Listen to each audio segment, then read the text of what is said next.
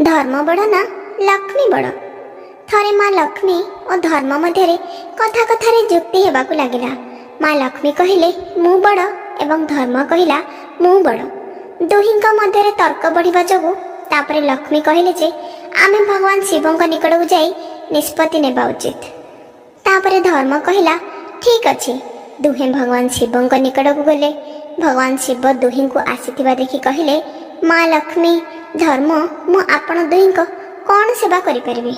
दुहे पचारिले हे परमेश्वर महादेव आम मध्य किए बड़, धर्म बड़ ना लक्ष्मी।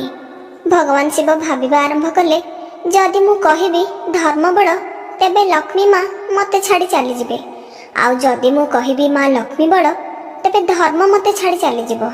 तापरे भगवान शिव एक कौशल बाहर करी कहिले जे पृथ्वी लोकरे विक्रमादित्य नामक जड़े राजा अछंती। तुमे तांक पाखकु जाओ।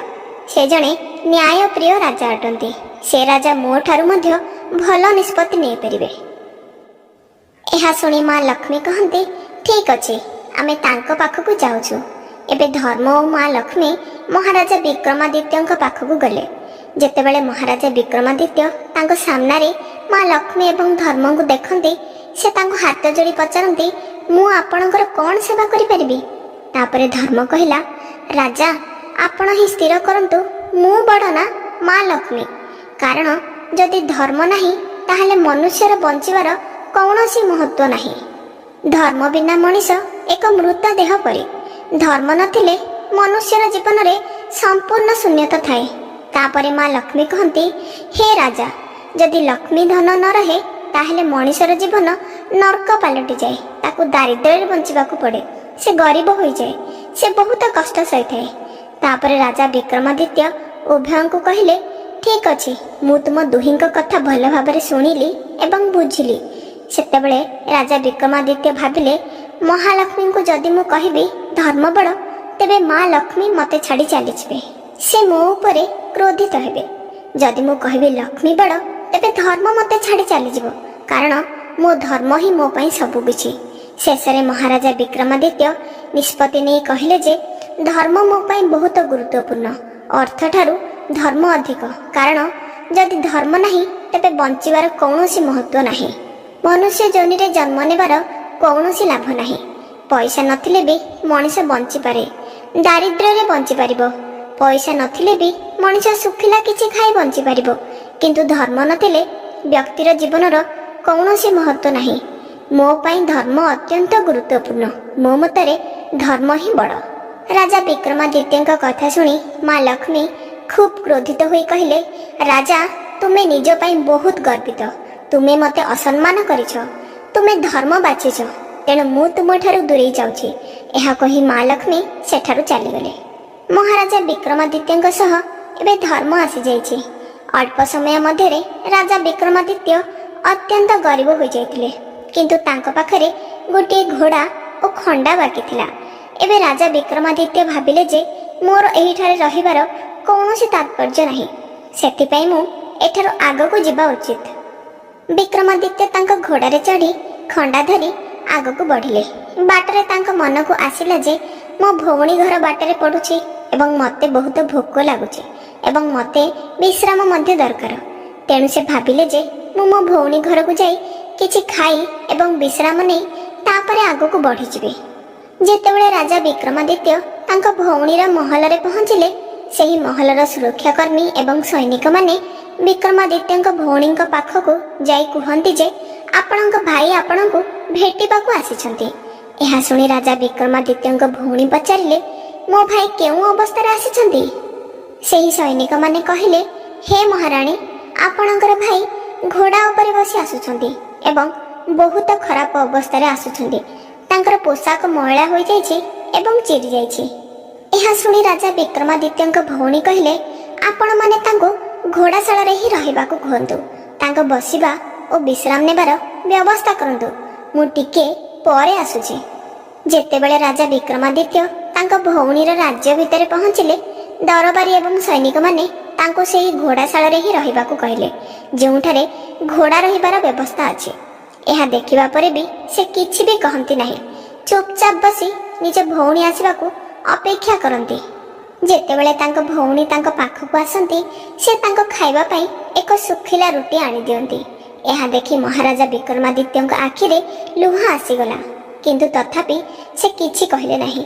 ଭଉଣୀ, ତୁମେ ରୁଟି ଆଣିଛ କିନ୍ତୁ ପାଣି ଆଣିନ, ମୋତେ ଶୋଷ ହେଉଛି। ବିକ୍ରମାଦିତ୍ୟଙ୍କ ଭଉଣୀ ପାଣି ଆଣିବାକୁ ଯାଆନ୍ତି ଏବଂ ରାଜା ସେହି ରୁଟିକୁ ମାଟି ଭିତରେ ଖୋଳି ସେଥିରେ ରଖି କୁହନ୍ତି, ମା ପୃଥିବୀ, ଏହାକୁ ଏମିତି ସୁରକ୍ଷିତ ରଖିବୁ। ମୁଁ ପୁଣି ଥରେ ଆସି ତୁମକୁ ଏହି ରୁଟି ମାଗିବି, ତାପରେ ତୁମେ ମୋତେ ଦେବ। ମା ପୃଥିବୀ ସେହି ରୁଟିକୁ ନିଜ ଭିତରେ ସମାହିତ କରିନେଲେ। ତାପରେ ରାଜା ବିକ୍ରମାଦିତ୍ୟ କାହାକୁ ନ କହି ଚୁପଚାପ ସେଠାରୁ ଚାଲିଯାଆନ୍ତି। ତାପରେ ବିକ୍ରମାଦିତ୍ୟ ତାଙ୍କ ବନ୍ଧୁଙ୍କ ଘର ପାଖରେ ପହଞ୍ଚିଲେ।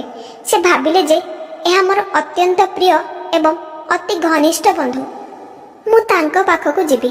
ମୁଁ ତାଙ୍କ ପାଖରେ କିଛି ଖାଇବା ପରେ ବିଶ୍ରାମ ନେବି। ବିକ୍ରମାଦିତ୍ୟଙ୍କ ବନ୍ଧୁ ଦେଖିଲେ ଯେ ମୋର ବନ୍ଧୁ ଆସିଛନ୍ତି, ତେଣୁ ସେ ବିକ୍ରମାଦିତ୍ୟଙ୍କୁ ସ୍ୱାଗତ କରିଥିଲେ। ସେ ତାଙ୍କୁ ଭୋଜନ କରିବାକୁ କହିଲେ। ରାଜା ବିକ୍ରମାଦିତ୍ୟ ଯେଉଁ ସ୍ଥାନରେ ଖାଇବାକୁ ବସିଲେ ସେହି ସ୍ଥାନରେ ଏକ ଖୁଣ୍ଟି ଥିଲା। ଖୁଣ୍ଟି ଉପରେ ଏକ ହୀରା ଜଡ଼ିତ ହାର ଝୁଲୁଥିଲା। ରାଜା ବିକ୍ରମାଦିତ୍ୟ ଖାଦ୍ୟକୁ ପ୍ରଥମ ଥର ପାଟିକୁ ଖାଇବାକୁ ନେବା ମାତ୍ରେ ସେହି ଖୁଣ୍ଟି ସେହି ହୀରାର ହାରକୁ ନିଜ ଭିତରକୁ ନେବା ଆରମ୍ଭ କରିଦେଲା। ଅର୍ଥାତ୍ ସେହି ଖୁଣ୍ଟିଟି ହାରକୁ ଧୀରେ ଧୀରେ ଗିଳିବା ଆରମ୍ଭ କରିଲା। ଏହା ଦେଖି ରାଜା ବିକ୍ରମାଦିତ୍ୟ ବୁଝିଗଲେ ଯେ ଏହା କେବଳ ମା ଲକ୍ଷ୍ମୀଙ୍କ କ୍ରୋଧର କାରଣରୁ ଘଟୁଛି। ସେ ମୋ ଉପରେ ବହୁତ ରାଗି ଯାଇଛନ୍ତି। ଏସବୁ ଭାବିବା ସମୟରେ ଯେତେବେଳେ ସେ ପୁରା ଭୋଜନ ଶେଷ କରିବାକୁ ଲାଗିଲେ, ସେତେବେଳେ ସେହି ଖୁଣ୍ଟିଟି ତା ଉପରେ ଥିବା ହୀରାର ହାରକୁ ସମ୍ପୂର୍ଣ୍ଣ ରୂପେ ଗିଳି ଦେଇଥିଲା। ଯେତେବେଳେ ତାଙ୍କ ସାଙ୍ଗର ପତ୍ନୀ ଦେଖନ୍ତି ଯେ ତାଙ୍କ ହୀରାର ହାର ଖୁଣ୍ଟିରୁ ହଜିଯାଇଛି, ସେତେବେଳେ ସେ ବିକ୍ରମାଦିତ୍ୟଙ୍କ ଉପରେ ଚୋରି କରିବାର ଅଭିଯୋଗ ଲଗାଇବା ଆରମ୍ଭ କରିଦେଲେ ଏବଂ କହିଲେ, ତୁମେ ମୋ ହାର ଚୋରି କରିଛ। ତୁମେ ଏବେ ଗରିବ ହୋଇଯାଇଛ, ତେଣୁ ତୁମ ମନରେ ଚୋରିର ଭାବନା ଆସିଯାଇଛି, ତେଣୁ ତୁମେ ମୋର ହାର ଚୋରି କରିଛ। କିନ୍ତୁ ସେହି ବନ୍ଧୁ କହିଲା ଯେ ମୋର ବନ୍ଧୁ କେବେ ଚୋରି କରିପାରିବ ନାହିଁ, କାରଣ ମୁଁ ତାଙ୍କୁ ପିଲାଦିନରୁ ଜାଣିଛି। ସେ କେବେ ଚୋରି କରିପାରିବ ନାହିଁ। ସେହି ବନ୍ଧୁ ବହୁତ ବୁଝାଇବା ପରେ ମଧ୍ୟ ତାଙ୍କ ପତ୍ନୀ ରାଜି ହେଲେ ନାହିଁ ଏବଂ ରାଜା ବିକ୍ରମାଦିତ୍ୟ ନିଜ ବନ୍ଧୁ ଘରୁ ବାହାରିଗଲେ। ଏସବୁ ସତ୍ତ୍ୱେ ରାଜା ବିକ୍ରମାଦିତ୍ୟ କିଛି ନ କହି ଶାନ୍ତ ଭାବରେ ବନ୍ଧୁ ଘରୁ ରାତିରେ ହିଁ ବାହାରିଗଲେ। ସେ ସକାଳେ ଆଗକୁ ଯାତ୍ରା କରିବେ ବୋଲି ଭାବି ରାଜା ତାଙ୍କ ଘୋଡ଼ାକୁ ଠିଆ କରି ଖଣ୍ଡା ଧରି ଏକ ଗଛ ତଳେ ବସିଗଲେ। କିଛି ସମୟ ପରେ ସେ ଶୋଇପଡ଼ିଲେ ଏବଂ ସେହି ସ୍ଥାନକୁ 2 ଜଣ ଚୋର ଚୋରି କରି ଆସୁଥିଲେ ଏବଂ ରାଜାଙ୍କ ସୈନିକମାନେ ପଛପଟୁ ସେମାନଙ୍କ ପଛରେ ଆସୁଥିଲେ, କାରଣ ସେହି ଚୋରମାନେ ରାଜାଙ୍କ ମହଲରେ ଚୋରି କରିଥିଲେ। ଏସବୁ ଦେଖି ଉଭୟ ଚୋର ଭୟଭୀତ ହୋଇଯାଇଥିଲେ। ଭାବିଲେ ଯେ ସୈନିକମାନେ ଏବେ ଆମର ନିକଟତର ହୋଇଯାଇଛନ୍ତି, ସେମାନେ ଆମକୁ ଧରି ନେବେ। ସେହି ଚୋରମାନେ ଚୋରି କରିଥିବା ଧନ ମହାରାଜ ବିକ୍ରମାଦିତ୍ୟଙ୍କ ପାଖରେ ଛାଡ଼ି ଦୌଡ଼ି ପଳାଇଲେ। ଯେତେବେଳେ ସୈନିକମାନେ ରାଜା ବିକ୍ରମାଦିତ୍ୟଙ୍କ ପାଖକୁ ଆସନ୍ତି ଏବଂ ଦେଖନ୍ତି ଯେ ଏତେ ଗୁଡ଼ିଏ ଧନ ପଡ଼ି ରହିଛି, ସେତେବେଳେ ସେମାନେ ଭାବିଲେ ଯେ ବିକ୍ରମାଦିତ୍ୟ ହିଁ ଚୋର। ବିକ୍ରମାଦିତ୍ୟଙ୍କୁ ଗିରଫ କରି ନିଆଗଲା, ବନ୍ଦୀ କରାଗଲା ଏବଂ ରାଜାଙ୍କ ପାଖକୁ ନିଆଗଲା। ଏସବୁ ଦେଖି କ୍ରୋଧିତ ହୋଇ ରାଜା ବିକ୍ରମାଦିତ୍ୟଙ୍କ ହାତ ଗୋଡ଼ କାଟିଦେବାକୁ ଆଦେଶ ଦେଲେ। ଶୁଣିବା ପରେ ବି ବିକ୍ରମାଦିତ୍ୟ ତାଙ୍କ ସ୍ପଷ୍ଟୀକରଣରେ କିଛି କହିଲେ ନାହିଁ। ତାପରେ ରାଜା ଆଦେଶ ଦେଲେ ଯେ ଚୋରକୁ ନଗରର ଛକରେ ବସାଇ ଦିଆଯାଉ, ଯାହାଦ୍ୱାରା ଲୋକମାନେ ଦେଖିପାରିବେ ଏବଂ ଆମ ଶାସନରେ ଚୋରି କରିବାର ପରିଣାମ ଜାଣିପାରିବେ। ରାଜାଙ୍କ ସୈନିକମାନେ ବିକ୍ରମାଦିତ୍ୟଙ୍କୁ ନଗରର ଛକରେ ବସାଇଦେଲେ। ପ୍ରତ୍ୟେକ ଦିନ ସେହି ଛକ ନିକଟରୁ ଯାଉଥିବା ବ୍ୟକ୍ତିମାନେ ବିକ୍ରମାଦିତ୍ୟଙ୍କୁ ଦେଖି ତାଙ୍କ ଉପରକୁ ପଥର ଫିଙ୍ଗୁଥିଲେ। କିନ୍ତୁ ଦିନେ ଗୋଟିଏ ଗଉଡ଼ ସେହି ପଥରୁ ଘିଅ ହାଣ୍ଡି ନେଇ ଯିବାବେଳେ ବିକ୍ରମାଦିତ୍ୟ ଯେତେବେଳେ ସେହି ବ୍ୟକ୍ତିଙ୍କୁ ଦେଖନ୍ତି, ସେ ବୁଝିଥାନ୍ତି ଯେ ଏହି ବ୍ୟକ୍ତି ଜଣକ ପ୍ରକୃତରେ ବହୁତ ଭଲ। ତେଣୁ ସେ ସେହି ବ୍ୟକ୍ତିଙ୍କୁ କହିଲେ, ପଥଚାରୀ, ଯଦି ତୁମ ପାଖରେ ପାଣି ଅଛି ତେବେ ମୋତେ ପିଇବାକୁ ଦିଅ, ମୋତେ ବହୁତ ଶୋଷ ଲାଗୁଛି। ସେହି ଗଉଡ଼ କିଛି ଚିନ୍ତା ନ କରି ତା ପାଖରୁ ପାଣି ବାହାର କରି ବିକ୍ରମାଦିତ୍ୟଙ୍କୁ ଦେଲେ ଏବଂ କହିଲେ, ତୁମେ ଚୋରି କାହିଁକି କଲ? ଯଦି ତୁମେ ଚୋରି କରିନଥାନ୍ତ ତେବେ ତୁମକୁ ଦଣ୍ଡ ମିଳିନଥାନ୍ତା। ତୁମେ ଚୋରି କରିଛ, ତୁମେ ରାଜାର ଦୋଷୀ, ତଥାପି ମୁଁ ତୁମକୁ ପାଣି ଦେଉଛି। ଏବଂ ଏହା କହି ସେ ସେଠାରୁ ଚାଲିଗଲେ। ଯେତେବେଳେ ଗଉଡ଼ ଘିଅ ବିକ୍ରି କରିବାକୁ ଅନ୍ୟ ସହରକୁ ଯାଆନ୍ତି, ସେ ଘିଅ ବିକ୍ରି କରନ୍ତି, କିନ୍ତୁ ସେ ଦେଖି ବହୁତ ଆଶ୍ଚର୍ଯ୍ୟ ହେଲେ ଯେ ତାଙ୍କ ଘିଅ ଶେଷ ହେଉନାହିଁ। ତେଣୁ ସେ ଭାବିବାକୁ ଲାଗିଲେ ଯେ ମୁଁ ଏତେ ଘିଅ ବିକ୍ରି କରୁଛି, ତଥାପି ମୋ ହାଣ୍ଡିର ଘିଅ ସରୁନାହିଁ। ସାରା ଦିନ ରୋଜଗାର କରିବା ପରେ ତାଙ୍କ ପାଖରେ ଭଲ ଟଙ୍କା ଆସିଗଲା ଏବଂ ସେ ତାଙ୍କ ଘରକୁ ଆସି ତାଙ୍କ ପତ୍ନୀଙ୍କୁ କୁହନ୍ତି ଯେ ଆଜି ଏକ ଅଦ୍ଭୁତ ଘଟଣା ହେଲା। ମୁଁ ରାଜାଙ୍କ ଦ୍ୱାରା ଦଣ୍ଡିତ ହୋଇଥିବା ବ୍ୟକ୍ତିକୁ ସାହାଯ୍ୟ କରିଥିଲି ଏବଂ ତାକୁ ପାଣି ଦେଇଥିଲି। ତେଣୁ ଆଜି ମୋ ସହିତ ଏକ ଚମତ୍କାର ଘଟଣା ଘଟିଛି। ମୁଁ ଯାହା ବି ଘିଅ ବିକ୍ରି କରୁଥିଲି ତାହା ଯେତିକି ବିକ୍ରି କରୁଥିଲି ସେତିକି ବଢ଼ୁଥିଲା। ମୋ ହାଣ୍ଡିରୁ ଘିଅ ଶେଷ ହିଁ ହେଉନଥିଲା। ଲାଗୁଛି ଯେ ସେ ନିଶ୍ଚିତ ଭାବରେ ଏକ ଦିବ୍ୟ ଆତ୍ମା। ଗୌଡ଼ଙ୍କ ପତ୍ନୀ କହିଲେ ଯେ ସ୍ୱାମୀ, ଆମର ଗୋଟିଏ ବି ସନ୍ତାନ ନାହିଁ। ଆଜି ପର୍ଯ୍ୟନ୍ତ ଆମେ ସନ୍ତାନର ସୁଖରୁ ବଞ୍ଚିତ ରହିଛୁ। ଆପଣ ଏପରି କିଛି କରନ୍ତୁ ଯାହାଦ୍ୱାରା ସେହି ବ୍ୟକ୍ତି ଆମ ଘରକୁ ଆସିବେ। ଆମେ ତାଙ୍କୁ ଆମର ସନ୍ତାନ ଭାବରେ ବିବେଚନା କରିବା ଏବଂ ସେ ଆମର ସନ୍ତାନ ଭାବରେ ରହିବେ। ତାପରେ ଗୌଡ଼ କହିଲେ, ତୁମେ ଠିକ୍ କହୁଛ, କିନ୍ତୁ ଏଥିପାଇଁ ଆମକୁ ରାଜାଙ୍କ ଠାରୁ ଅନୁମତି ନେବାକୁ ପଡ଼ିବ। ତାପରେ ଗୌଡ଼ ତାଙ୍କ ପତ୍ନୀଙ୍କ କଥା ଶୁଣି ରାଜାଙ୍କ ପାଖକୁ ଯାଇ କହନ୍ତି, ମହାରାଜ, ମୁଁ ସେହି ଅପରାଧୀକୁ ପୁତ୍ର ଭାବେ ଗ୍ରହଣ କରିବାକୁ ଚାହୁଁଛି, ଯାହାର ହାତ ଗୋଡ଼ ଆପଣ କାଟି ତାକୁ ଛକରେ ବସାଇ ଦେଇଛନ୍ତି। ମୁଁ ତାକୁ ମୋ ସହିତ ମୋ ଘରକୁ ନେବାକୁ ଚାହୁଁଛି। ତାପରେ ମହାରାଜ କହିଲେ, ଯାହା ହେଉନା କାହିଁକି, ସେ ଆମ ପାଇଁ କୌଣସି କାମର ନାହିଁ। ତାର ହାତ ଗୋଡ଼ ନାହିଁ ଏବଂ ଆମ ନଗରରେ ସେ ବୋଝ ଅଛି। ତୁମେ ତାକୁ ନେଇପାରିବ, ମୋର କୌଣସି ଆପତ୍ତି ନାହିଁ। ଏହା ଶୁଣି ଗୌଡ଼ ସେଠାରୁ ଖୁସିରେ ବିଦାୟ ନେଲେ ଏବଂ ରାଜା ବିକ୍ରମାଦିତ୍ୟଙ୍କୁ ତାଙ୍କ ସେବକମାନଙ୍କ ସହାୟତାରେ ତାଙ୍କ ଘରକୁ ଆଣି ଗାଧୋଇ ଦେଲେ, ପରିଷ୍କାର ପୋଷାକ ପିନ୍ଧାଇ ଖାଦ୍ୟ ଦେଲେ ଏବଂ କହିଲେ ଯେ ଆଜିଠାରୁ ତୁମେ ମୋର ପୁଅ ହେବ। ଆମର କୌଣସି ସନ୍ତାନ ନାହିଁ। ଆମେ ବୃଦ୍ଧ, ଅତି କମ୍ରେ ବୃଦ୍ଧାବସ୍ଥାରେ ଆମେ ପିଲାର ସୁଖ ପାଇବୁ। ତେଣୁ ମୁଁ ତୁମକୁ ମୋ ପାଖକୁ ଆଣିଛି। ତୁମେ ମୋର ପୁଅ ହେବାକୁ ସ୍ୱୀକାର କରୁଛ କି? ରାଜା ବିକ୍ରମାଦିତ୍ୟ କହିଲେ, ହଁ, ମୁଁ ତୁମର ପୁଅ ବୋଲି ସ୍ୱୀକାର କରୁଛି। ରାଜା ବିକ୍ରମାଦିତ୍ୟ ତାଙ୍କ ପୁତ୍ର ଭାବରେ ସେହି ଗୌଡ଼ଙ୍କ ପାଖରେ ରହିବା ଆରମ୍ଭ କଲେ। ସେହି ନଗରର ରାଜାଙ୍କ ଗୋଟିଏ କନ୍ୟା ଥିଲା। ସେ ବହୁତ ଜ୍ଞାନୀ ଏବଂ ଅତ୍ୟନ୍ତ ଦୂରଦର୍ଶୀ ଥିଲେ। ଯେତେବେଳେ ସେ ଗୀତ ଗାଉଥିଲେ, ନଗରର ଚାରିଆଡ଼େ ଦୀପ ଜଳି ଯାଉଥିଲା। ତେଣୁ ପ୍ରତିଦିନ ସନ୍ଧ୍ୟାରେ ସେ ଗୀତ ଗାଉଥିଲେ। ସେ ଗୀତ ଗାଇବା ମାତ୍ରେ ସମଗ୍ର ନଗରର ଦୀପ ଜଳି ଉଠୁଥିଲା। ପୁଣି ସମସ୍ତଙ୍କ ଶୋଇବା ସମୟ ବେଳକୁ ରାଜକୁମାରୀ ଗୀତ ଗାଇ ସେହି ଦୀପ ଗୁଡ଼ିକୁ ଲିଭାଇ ଦେଉଥିଲେ। କିନ୍ତୁ ଏସବୁ ଦେଖୁଥିବା ରାଜା ବିକ୍ରମାଦିତ୍ୟ ମଧ୍ୟ ଦୀପର ଆଗ ଗାଇ ପୁଣି ସେହି ଦୀପ ସବୁ ପ୍ରଜ୍ୱଳନ କରିଥିଲେ। ଯେତେବେଳେ ରାଜକୁମାରୀ ଏହି ସବୁ ଜିନିଷ ଦେଖିଲେ, ସେତେବେଳେ ସେ ବୁଝିପାରିଲେ ଯେ କିଏ ଏହିପରି ଦୀପ ଜାଳିପାରିବ। ସେ ରାଜା ବିକ୍ରମାଦିତ୍ୟଙ୍କ ବ୍ୟତୀତ ଆଉ କେହି ହୋଇପାରିବେ ନାହିଁ। ରାଜକୁମାରୀ ଏହା ଭାବି ବହୁତ ଖୁସି ହୋଇଯାଇଥିଲେ ଯେ ରାଜା ବିକ୍ରମାଦିତ୍ୟ ଏହି ନଗରରେ ଅଛନ୍ତି। କିଛି ଦିନ ବିତିଗଲା ପରେ ରାଜା ନିଜ ଝିଅ ପାଇଁ ସ୍ୱୟଂବରର ଆୟୋଜନ କରାଇଲେ।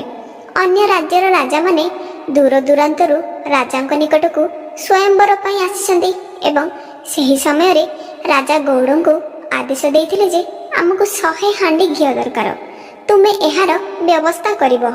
ବର୍ତ୍ତମାନ ଗୌଡ଼ ଅତ୍ୟନ୍ତ ଧର୍ମ ସଙ୍କଟରେ ପଡ଼ିଗଲେ ଯେ ରାଜକୁମାରୀଙ୍କର ସ୍ୱୟଂବରରେ ଘିଅର ଦୀପ ଜାଳିବା ପାଇଁ ପଡ଼ିବ, ଘିଅର ବ୍ୟଞ୍ଜନ ତିଆରି କରିବାକୁ ପଡ଼ିବ। 100 ହାଣ୍ଡି ଘିଅ ଦରକାର। ମୁଁ ଏତେ ଘିଅ କେଉଁଠୁ ଆଣିବି? ତାପରେ ରାଜା ବିକ୍ରମାଦିତ୍ୟ କହିଲେ, ବାପା, ଚିନ୍ତା କର ନାହିଁ, ସବୁ ମୋ ଉପରେ ଛାଡ଼ିଦିଅ, ମୁଁ ଘିଅର ବ୍ୟବସ୍ଥା କରିଦେବି। ଗୌଡ଼ କହିଲେ, ପୁଅ, ତୁମର ତ ହାତ ଗୋଡ଼ ନାହିଁ, ତୁମେ ଘିଅର ବ୍ୟବସ୍ଥା କେମିତି କରିବ? ତୁମେ କେଉଁଠୁ ଆଣିବ? ବିକ୍ରମାଦିତ୍ୟ କହିଲେ, ବାପା, ମୁଁ କହିଲି ତୁମେ ଏହାକୁ ମୋ ଉପରେ ଛାଡ଼ିଦିଅ, ତୁମେ ନିଶ୍ଚିନ୍ତ ରୁହ। କାଲି ମୁଁ ରାଜକୁମାରୀଙ୍କ ସ୍ୱୟଂବରକୁ ଯିବାକୁ ଚାହୁଁଛି। ଯେତେବେଳେ ଘିଅର ବ୍ୟବସ୍ଥା ହେବ, ତାପରେ ଆସନ୍ତାକାଲି ତୁମେ ଯିବା ସମୟରେ ମୋତେ ସାଥିରେ ନେଇଯିବ। ରାଜା ବିକ୍ରମାଦିତ୍ୟ କହିଲେ, ବାପା, ମହାରାଜଙ୍କୁ 100ଟି ହାଣ୍ଡି ପଠାଇବାକୁ କୁହ, ଘିଅର ବ୍ୟବସ୍ଥା କରାଯିବ। ତାଙ୍କ ସେବକ ରାଜାଙ୍କ ମହଲରୁ 100 ହାଣ୍ଡି ଆଣି ବିକ୍ରମାଦିତ୍ୟଙ୍କୁ ଦେଲେ। ଯେତେବେଳେ ରାତି ହେଲା, ସେତେବେଳେ ବିକ୍ରମାଦିତ୍ୟ ନିଜର ତପସ୍ୟା ଏବଂ ଶକ୍ତି ଦ୍ୱାରା ସେହି ହାଣ୍ଡି ଗୁଡ଼ିକୁ ଘିଅରେ ଭରିଦେଲେ। ସକାଳ ହେଲା, ସେତେବେଳେ ଗୌଡ଼ ଏତେ ପରିମାଣର ଘିଅ ଦେଖି ବହୁତ ଖୁସି ହେଲେ। ତାପରେ ସେହି ଗୌଡ଼ ଜାଣିଗଲେ ଯେ ମୋ ପୁଅର ଦୈବିକ ଶକ୍ତି ଅଛି। ଏବେ ସେ ଖୁସିରେ ରାଜାଙ୍କୁ ଘିଅ ପଠାଇଲେ। ତାପରେ ସେମାନେ ରାଜକୁମାରୀଙ୍କ ସ୍ୱୟଂବରଙ୍କୁ ଯିବା ପାଇଁ ପ୍ରସ୍ତୁତ ଆରମ୍ଭ କଲେ ଏବଂ ତାଙ୍କ ପୁତ୍ରକୁ ମଧ୍ୟ ପ୍ରସ୍ତୁତ କରାଇଲେ। ରାଜା ବିକ୍ରମାଦିତ୍ୟଙ୍କୁ ସ୍ନାନ କରାଇଲେ ଏବଂ ସ୍ୱଚ୍ଛ ସୁନ୍ଦର ପୋଷାକ ପିନ୍ଧାଇଥିଲେ ଏବଂ ତାଙ୍କ ସେବକମାନଙ୍କ ସାହାଯ୍ୟରେ ବିକ୍ରମାଦିତ୍ୟଙ୍କୁ ତାଙ୍କ ସହିତ ନେଇଥିଲେ। ସେହି ରାଜଦରବାରରେ ଦୂର ଦୂରାନ୍ତରରୁ ରାଜକୁମାର ଓ ମହାରାଜାମାନେ ଆସି ସମସ୍ତେ ସିଂହାସନରେ ବସିଥିଲେ, କିନ୍ତୁ ରାଜା ବିକ୍ରମାଦିତ୍ୟ ଗୋଟିଏ କୋଣରେ ବସିଥିଲେ। ଯେତେବେଳେ ସ୍ୱୟଂବରର ସମୟ ଆସିଲା, ସେତେବେଳେ ରାଜକୁମାରୀ ସେହି ସଭାରେ ହାତରେ ମାଳା ଧରି ରାଜା ବିକ୍ରମାଦିତ୍ୟଙ୍କୁ ଖୋଜିବା ଆରମ୍ଭ କଲେ ଏବଂ ଚିନ୍ତା କରିବା ଆରମ୍ଭ କଲେ, ଯଦି ମୁଁ ବିବାହ କରିବି, ମୁଁ ବିକ୍ରମାଦିତ୍ୟଙ୍କୁ ହିଁ ବିବାହ କରିବି। ମୁଁ ତାଙ୍କ ଗୀତ ଶୁଣିଥିଲି, ସେ ଏହି ନଗରରେ ଅଛନ୍ତି। ଯଦି ସେ ଏହି ନଗରରେ ଅଛନ୍ତି, ତେବେ ସେ ନିଶ୍ଚୟ ସ୍ୱୟଂବରକୁ ଆସିଥିବେ। ଏହା ଭାବି ରାଜକୁମାରୀ ତାଙ୍କୁ ଖୋଜିବା ଆରମ୍ଭ କଲେ, କିନ୍ତୁ ସେ ରାଜା ବିକ୍ରମାଦିତ୍ୟଙ୍କୁ କେଉଁଠି ବି ଦେଖିପାରିଲେ ନାହିଁ। ତାପରେ ତାଙ୍କ ଆଖି କୋଣରେ ବସିଥିବା ଜଣେ ବ୍ୟକ୍ତିଙ୍କ ପାଖକୁ ଗଲା। ସେହି ବ୍ୟକ୍ତିଙ୍କ ମୁହଁ ଓ ଶରୀରରୁ ଅଲଗା ପ୍ରକାରର ଆଲୋକ ପ୍ରକାଶିତ ହେଉଥିଲା। ଏହା ଦେଖି ରାଜକୁମାରୀ ଜାଣିପାରିଲେ ଯେ ଯାହା ହେଉନା କାହିଁକି ସେ ହିଁ ରାଜା ବିକ୍ରମାଦିତ୍ୟ ହୋଇଥିବେ ଏବଂ କିଛି ଚିନ୍ତା ନ କରି ରାଜକୁମାରୀ ଜୟମାଳା ଧରି ଆଗକୁ ଯାଇ ବିକ୍ରମାଦିତ୍ୟଙ୍କ ବେକରେ ପିନ୍ଧାଇ ତାଙ୍କୁ ବର ଭାବରେ ଗ୍ରହଣ କରିଥିଲେ। ସେହି ଦରବାରକୁ ଆସିଥିବା ସବୁ ରାଜା ଏହା ଦେଖି କ୍ରୋଧିତ ହୋଇ ମହାରାଜାଙ୍କୁ କହିଲେ, ମହାରାଜ, ତୁମେ ଆମକୁ ଅପମାନିତ କରିଛ। ଯଦି ଆପଣ ଜାଣିଥିଲେ ଯେ ଆପଣଙ୍କର ଝିଅ ଜଣେ ଭିନ୍ନକ୍ଷମ ବ୍ୟକ୍ତିଙ୍କୁ ବିବାହ କରିବାକୁ ଯାଉଛନ୍ତି, ତେବେ ଆପଣ ଆମକୁ ଏଠାକୁ ଡାକି କାହିଁକି ଅପମାନିତ କଲେ? ତାପରେ ରାଜା ଦୂର ଦୂରରୁ ଆସିଥିବା ସମସ୍ତ ରାଜା ଓ ରାଜକୁମାରଙ୍କୁ ଅନୁରୋଧ କଲେ ଏବଂ ହାତ ଯୋଡ଼ି କହିଲେ, ମୋତେ କ୍ଷମା କରନ୍ତୁ, ମୋ ଦ୍ୱାରା ଭୁଲ ହୋଇଯାଇଛି, କିନ୍ତୁ ଏବେ ଆଉ କ'ଣ କରାଯାଇପାରିବ? ନିୟମ ହେଉଛି ଝିଅ ଯାହା ବେକରେ ମାଳ ପିନ୍ଧାଇଛି ସେ ହିଁ ତାଙ୍କ ବର ହେବ। ମୁଁ ଏଥିପାଇଁ ଆପଣ ସମସ୍ତଙ୍କୁ କ୍ଷମା ପ୍ରାର୍ଥନା କରୁଛି। ରାଜାଙ୍କୁ ହାର ମାନି ରାଜକୁମାରୀଙ୍କ ବିବାହ ବିକ୍ରମାଦିତ୍ୟଙ୍କ ସହ କରିବାକୁ ପଡ଼ିଲା ଏବଂ ଏହା ସହିତ ତାଙ୍କ ଶାଶୁଘରକୁ ଛାଡ଼ିବାକୁ ପଡ଼ିଲା। ବର୍ତ୍ତମାନ ରାଜା ବିକ୍ରମାଦିତ୍ୟ ତାଙ୍କ ନବକନ୍ୟା ସହିତ ସେହି ଗୌଡ଼ ଘରକୁ ଆସିଲେ। ଦିନେ ରାଜା ବିକ୍ରମାଦିତ୍ୟ ତାଙ୍କ ପତ୍ନୀଙ୍କୁ କହିଲେ, ପ୍ରିୟ, ମୁଁ ହରିଣ ମାଂସ ଖାଇବାକୁ ଚାହୁଁଛି। ତୁମେ ତୁମ ଭାଇମାନଙ୍କ ଠାରୁ ହରିଣ ମାଂସ ନେଇ ଆସ। କିନ୍ତୁ ରାଜକୁମାରୀ ତାଙ୍କ ଭାଇମାନଙ୍କ ଠାରୁ କିଛି ମାଗିବାକୁ ଯିବାକୁ ଇଚ୍ଛା କରୁନଥିଲେ, କିନ୍ତୁ ସେ ସ୍ୱାମୀଙ୍କ ଇଚ୍ଛାକୁ ସମ୍ମାନ ଦେଲେ। ସେ ତାଙ୍କ ଭାଉଜଙ୍କୁ କହିଲେ ଯେ ମୁଁ ହରିଣ ମାଂସ ଖାଇବାକୁ ଚାହୁଁଛି, ତୁମେ ମୋ ପାଇଁ ହରିଣ ମାଂସ ଆଣିଦିଅ। ରାଜକୁମାରୀ ତାଙ୍କ ସ୍ୱାମୀଙ୍କ ନାମ ନେଲେ ନାହିଁ, କାରଣ ସେ ଭାବିଲେ ତାଙ୍କ ସ୍ୱାମୀ ଅପମାନିତ ହେବେ। ତେଣୁ ସେ ନିଜେ ନିଜ ପାଇଁ ମାଗିବା ପରି କହିଲେ ଯେ ମୁଁ ହରିଣ ମାଂସ ଖାଇବାକୁ ଇଚ୍ଛା କରୁଛି। ଏହା ଶୁଣି ରାଜକୁମାରୀଙ୍କ ଭାଉଜ ତାଙ୍କୁ ଉପହାସ କରିବା ଆରମ୍ଭ କରିଲେ ଏବଂ କହିଲେ ଯେ ଯଦି ଏପରି କଥା, ତେବେ ତୁମେ ଜଣେ ଭିନ୍ନକ୍ଷମଙ୍କ ସହ କାହିଁକି ବିବାହ କଲ? ତୁମକୁ କୌଣସି ସବଳ ବ୍ୟକ୍ତିଙ୍କ ସହ ବିବାହ କରିବା ଉଚିତ ଥିଲା। ଏହା ଶୁଣିବା ପରେ ରାଜକୁମାରୀ ଫେରିଆସି ତାଙ୍କ ସ୍ୱାମୀଙ୍କୁ କୁହନ୍ତି, ସ୍ୱାମୀ, ଘରକୁ ଯାଇଥିଲି, କିନ୍ତୁ ମୋତେ ଏହିଭଳି ଅପମାନିତ କଥା ଶୁଣିବାକୁ ପଡ଼ିଲା। ତାପରେ ମହାରାଜ ବିକ୍ରମାଦିତ୍ୟ କହିଲେ, ଠିକ୍ ଅଛି, କିଛି ଅସୁବିଧା ନାହିଁ। ତୁମେ ତୁମ ଭାଉଜଙ୍କ ପାଖକୁ ପୁଣି ଥରେ ଯାଅ ଏବଂ ଯାଇ କୁହ, ମୋ ସ୍ୱାମୀଙ୍କ ଘୋଡ଼ା ଓ ଖଣ୍ଡା ମୋତେ ଦେଇଦିଅ ଏବଂ ଏହି ରୁମାଲ ସାଥିରେ ନେଇ ଯାଇଥାଅ। ଏହି ରୁମାଲ ଦେଖାଇଲେ ଖଣ୍ଡା ଓ ଘୋଡ଼ା ତୁମ ସହିତ ଚାଲି ଆସିବେ। ଏବେ ରାଜକୁମାରୀ ସେହି ରୁମାଲ ଧରି ରାଜା ବିକ୍ରମାଦିତ୍ୟଙ୍କ କଥା ଅନୁଯାୟୀ ଭାଉଜଙ୍କ ପାଖକୁ ଯାଇ ଭାଉଜଙ୍କୁ କହନ୍ତି, ଭାଉଜ, ତୁମେ ମୋତେ ମୋ ସ୍ୱାମୀଙ୍କ ଖଣ୍ଡା ଓ ଘୋଡ଼ା ଦିଅ। ତାପରେ ରାଜକୁମାରୀଙ୍କ ଭାଉଜ ଭାବିଲେ ଯେ ଆମକୁ ସେହି ଖଣ୍ଡା ଓ ଘୋଡ଼ାର କ'ଣ ଆବଶ୍ୟକତା ଅଛି? ଠିକ୍ ଅଛି, ତୁମେ ସେସବୁ ନେଇଯାଅ। ଯେତେବେଳେ ରାଜକୁମାରୀଙ୍କୁ ସେହି ଘୋଡ଼ା ଓ ଖଣ୍ଡା ନିକଟକୁ ନିଆଗଲା, ସେ ଦେଖିଲେ ଯେ ଖଣ୍ଡା ସାପ ପରି ରୂପ ନେଇ ତାଙ୍କ ଉପରେ ଡେଇଁ ପଡ଼ିଲା ଏବଂ ଘୋଡ଼ା ମଧ୍ୟ ଡେଇଁ ଚିତ୍କାର କରିବା ଆରମ୍ଭ କଲା। ରାଜକୁମାରୀ ସେମାନଙ୍କୁ ସେହି ରୁମାଲ ଦେଖାଇଲେ। ତାହା ଦେଖି ଖଣ୍ଡା ଓ ଘୋଡ଼ା ଶାନ୍ତ ହୋଇ ରାଜକୁମାରୀଙ୍କ ସହ ଚାଲିଗଲେ। ଘରକୁ ଆସିବା ପରେ ବିକ୍ରମାଦିତ୍ୟ କହିଲେ ଯେ ମୋତେ ଏହି ଘୋଡ଼ାରେ ବସାଇ ଦିଅ, ମୁଁ ନିଜେ ଶିକାର କରିବାକୁ ଯିବି।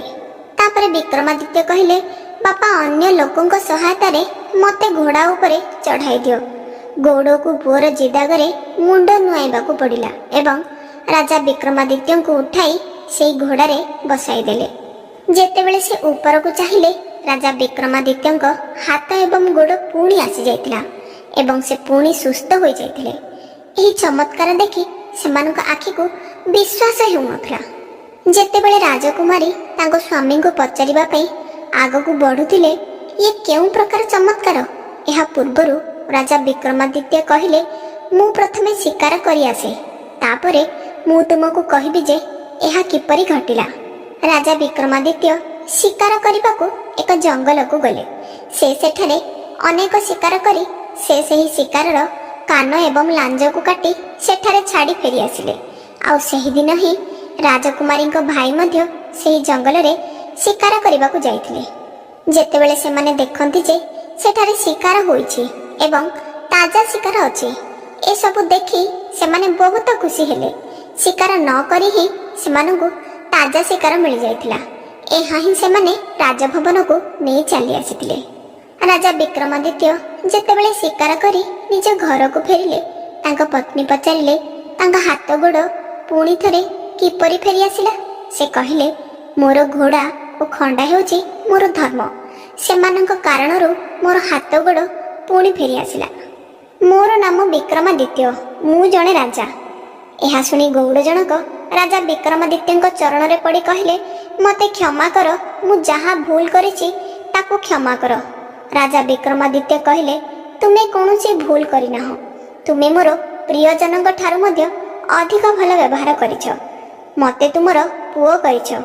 ଏହାପରେ ରାଜା ବିକ୍ରମାଦିତ୍ୟ ତାଙ୍କ ପତ୍ନୀଙ୍କୁ କହିଥିଲେ ଯେ, ତୁମେ ପୁଣି ଥରେ ତୁମ ଭାଉଜଙ୍କ ପାଖକୁ ଯାଇ କହିବ ଯେ, ମୁଁ ଦେଖିବାକୁ ଚାହୁଁଛି ମୋ ଭାଇମାନେ କ'ଣ ଶିକାର କରି ଆଣିଛନ୍ତି ଏବଂ ଯେତେବେଳେ ତୁମ ଭାଉଜ ସେହି ଶିକାର ଦେଖାଇବେ, ମୁଁ ଦେଇଥିବା ବ୍ୟାଗରେ ଥିବା ଜିନିଷକୁ ଓଲଟାଇ ଦେବ। ରାଜକୁମାରୀ ତାଙ୍କ ଭାଉଜଙ୍କ ପାଖକୁ ଯାଇ କୁହନ୍ତି, ଭାଉଜ, ଆଜି ଭାଇ ଯାହା ଶିକାର କରିଛି ମୁଁ ତାକୁ ଦେଖିବାକୁ ଚାହୁଁଛି। ଭାଉଜ କହିଲେ, ଏଥିରେ ବଡ଼ କଥା କ'ଣ ଯେ ତୁମ ସ୍ୱାମୀ ଶିକାର କରିପାରିବେ ନାହିଁ, ତେଣୁ ମୋ ସ୍ୱାମୀଙ୍କ ଶିକାରକୁ ଦେଖିନିଅ। ସେହି ରାଜକୁମାରୀଙ୍କ ଭାଉଜ ରାଜକୁମାରୀଙ୍କୁ ସେହି ସବୁ ଶିକାର ଦେଖାଇଲେ। କିନ୍ତୁ ଯେତେବେଳେ ରାଜକୁମାରୀ ଏହାର ଲାଞ୍ଜ ଓ କାନ କାହିଁ ବୋଲି ପଚାରିଲେ, ଭାଉଜ କହିଲେ ଯେ, ମୁଁ ଜାଣିନାହିଁ କେଉଁଠି ଅଛି। ତାହା ଶୁଣିବା ମାତ୍ରେ ରାଜକୁମାରୀ ତାଙ୍କ ସହ ଆଣିଥିବା ବ୍ୟାଗକୁ ଓଲଟି ଦେଲେ। ସେହି ବ୍ୟାଗରୁ କାନ ଓ ଲାଞ୍ଜ ଖସି ପଡ଼ିଲା।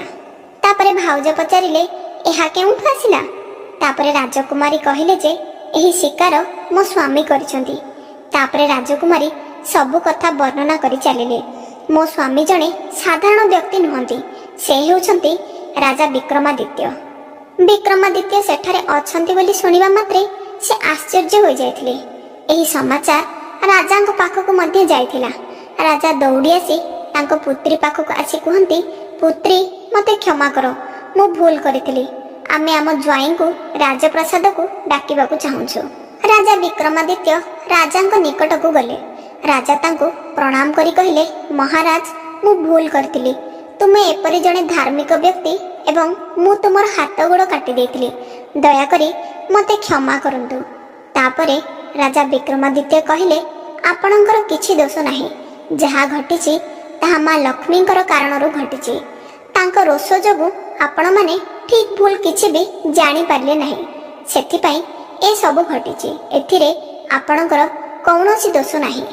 ରାଜା ବିକ୍ରମାଦିତ୍ୟଙ୍କର ବହୁତ ସେବା ସତ୍କାର କରିଥିଲେ ଏବଂ ତାଙ୍କ ପୁତ୍ରୀଙ୍କୁ ତାଙ୍କ ସହିତ କିଛି ଦିନ ପାଇଁ ମହଲରେ ରଖିଥିଲେ। ତାପରେ ରାଜା ବିକ୍ରମାଦିତ୍ୟ କହିଲେ, ମୁଁ ମୋ ରାଜ୍ୟକୁ ଯିବାକୁ ଚାହୁଁଛି।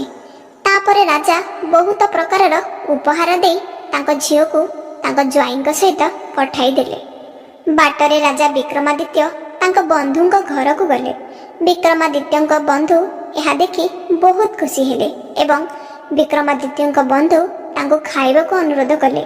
ଯେତେବେଳେ ସେ ଖାଇବା ଆରମ୍ଭ କରିଲେ, ଧୀରେ ଧୀରେ ସେହି ଖୁଣ୍ଟି ଉପରେ ସେହି ହୀରାର ହାରଟି ପୁଣି ଥରେ ଫେରିଆସିଲା।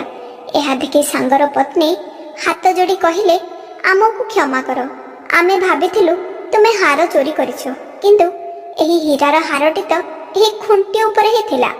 ମୋତେ କ୍ଷମା କର, ମୁଁ ତୁମକୁ ଚୋର କହି ଘରୁ ବାହାର କରିଦେଲି। ତାପରେ ବିକ୍ରମାଦିତ୍ୟ କହିଲେ, ଏହା ତୁମର ଦୋଷ ନୁହେଁ।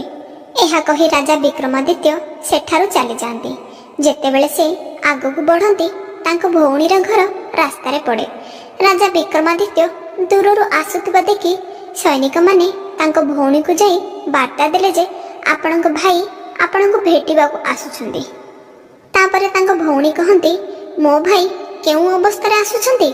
ତାପରେ ସୈନିକମାନେ କହନ୍ତି ଯେ ଆପଣଙ୍କ ଭାଇ ତାଙ୍କ ପତ୍ନୀଙ୍କୁ ଏକ ସଜ୍ଜିତ ଘୋଡ଼ାରେ ନେଇ ଆସୁଛନ୍ତି। ତାପରେ ରାଣୀ କହିଲେ ଯେ ମୋ ଭାଇକୁ ସ୍ୱାଗତ କରାଯାଉ, ତାଙ୍କୁ ମହଲରେ ରହିବାର ବ୍ୟବସ୍ଥା କରାଯାଉ। ରାଜା ବିକ୍ରମାଦିତ୍ୟ ତାଙ୍କ ଭଉଣୀର ହାତ ଧରି ସେହି ସ୍ଥାନକୁ ନେଇଯାଆନ୍ତି ଯେଉଁଠାରେ ଘୋଡ଼ା ବନ୍ଧାଯାଏ ଏବଂ ପୃଥିବୀ ମାତାଙ୍କୁ କହିଲେ ମା, ମୁଁ ତୁମଠାରୁ ଆଶୀର୍ବାଦ ନେବାକୁ ଆସିଛି, ଦୟାକରି ମୋତେ ମୋର ଜିନିଷ ଫେରାଇ ଦିଅ। ଏହା କହିବା ମାତ୍ରେ ପୃଥିବୀ ଭିତରୁ ସେହି ରୁଟି ବାହାରିଲା।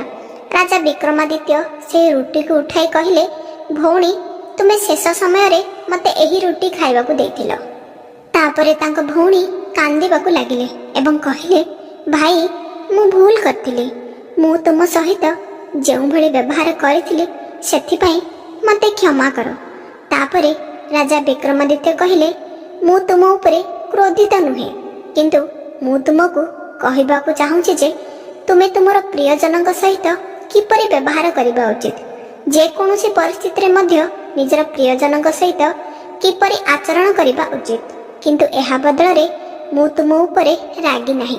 କେବଳ ତୁମେ ଶିଖିବା ଉଚିତ ଯେ ଆମେ ଆମର ପ୍ରିୟଜନଙ୍କ ସହିତ କିପରି ଆଚରଣ କରିବା ଉଚିତ। ରାଜା ବିକ୍ରମାଦିତ୍ୟଙ୍କ ଭଉଣୀ ଏସବୁ ଶୁଣି ବହୁତ ଲଜ୍ଜିତ ହୁଅନ୍ତି। ରାଜା ବିକ୍ରମାଦିତ୍ୟ ଯେତେବେଳେ ତାଙ୍କ ରାଜ୍ୟକୁ ଆସନ୍ତି, ମାତା ଲକ୍ଷ୍ମୀ ରାଜା ବିକ୍ରମାଦିତ୍ୟଙ୍କ ରାଜ୍ୟର ମୁଖ୍ୟ ଦ୍ୱାରରେ ଅପେକ୍ଷା କରିଥିଲେ। ମାତା ଲକ୍ଷ୍ମୀ କହିଲେ ଯେ ବିକ୍ରମାଦିତ୍ୟ, ମୁଁ ତୁମକୁ ବହୁତ ପରୀକ୍ଷା କରିଛି, ତୁମକୁ ବହୁତ ନିର୍ଯାତନା ଦେଇଛି, କିନ୍ତୁ ତଥାପି ତୁମେ ମୋର ପରୀକ୍ଷାରେ ସଫଳ ହୋଇଛ। ମୁଁ ବିଶ୍ୱାସ କରେ ଯେ ଧର୍ମ ସବୁଠାରୁ ବଡ଼, ମୋ ଠାରୁ ମଧ୍ୟ ଧର୍ମ ବଡ଼। ଯଦି ଧର୍ମ ଅଛି ତେବେ ଲକ୍ଷ୍ମୀ ଅଛି। ଯେଉଁଠାରେ ଧର୍ମ ରହିବ ଲକ୍ଷ୍ମୀ ମଧ୍ୟ ରହିବ। ମୁଁ ତୁମକୁ ଆଶୀର୍ବାଦ କରୁଛି ଯେ ପୃଥିବୀ ରହିବା ପର୍ଯ୍ୟନ୍ତ ତୁମର ଯଶ କେହି ଭୁଲିବେ ନାହିଁ। ସେଠାରୁ ମା ଲକ୍ଷ୍ମୀ ଆଶୀର୍ବାଦ ଦେଇ ଅନ୍ତର୍ଧାନ ହୋଇଗଲେ ଏବଂ ବିକ୍ରମାଦିତ୍ୟ ତାଙ୍କ ରାଜମହଲ ଓ ରାଜପାଠ ପୁଣି ଥରେ ଫେରି ପାଇଥିଲେ। ଆଜିର ଭିଡ଼ିଓକୁ ମୁଁ ଏହିଠାରେ ସମାପ୍ତ କରୁଛି। ଭିଡ଼ିଓ ଭଲ ଲାଗିଥିଲେ ଭିଡ଼ିଓକୁ ଲାଇକ୍ କରନ୍ତୁ, ସେୟାର କରନ୍ତୁ। ଯଦି ଚ୍ୟାନେଲରେ ନୂଆ, ଚ୍ୟାନେଲକୁ ନିଶ୍ଚୟ ସବସ୍କ୍ରାଇବ୍ କରନ୍ତୁ। ଭିଡ଼ିଓଟି କେମିତି ଲାଗିଲା କମେଣ୍ଟ ବକ୍ସରେ ଆପଣଙ୍କର ମତାମତ ନିଶ୍ଚୟ ଜଣାନ୍ତୁ। ପୁଣି ଥରେ ଆସିବି ଆଉ ଏକ ସୁନ୍ଦର ଭିଡ଼ିଓ ନେଇ। ଧନ୍ୟବାଦ।